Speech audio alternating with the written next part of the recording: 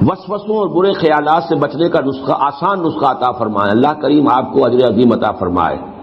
اور اس درس کی بدولت مسلمان جو اس میں موجود ہیں اور جن تک یہ پہنچے انہیں بھی اللہ رب العزت اسلام پر مکمل عمل کی توفیق عطا فرمائے۔ آپ کا بہت شکریہ، آپ نے ہم سب کے لیے دعائیں کی ہیں، آمین کہیں، آمین یا رب العالمین۔ وسوسوں سے بچنے کا آسان نسخہ یہ ہے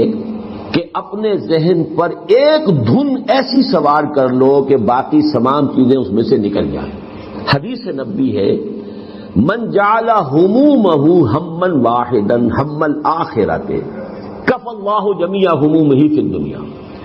یعنی اپنے تمام تفکرات کو ایک فکر میں گم کر دو اور وہ آخرت کا فکر ہو۔ جب سارے فکر اس کے تابع ہو جائیں گے تو ذہن ہمیشہ اسی میں لگے گا، نماز میں بھی آپ کھڑے ہوں گے تو جب دوسری چیزیں سب کی تابع ہو چکی ہیں تو اب وسوسے نہیں آئیں گے۔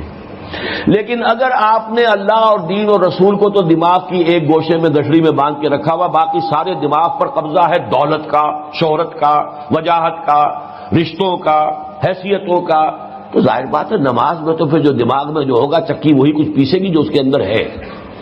آپ نے ڈالا ہوا ہی وہ ہے۔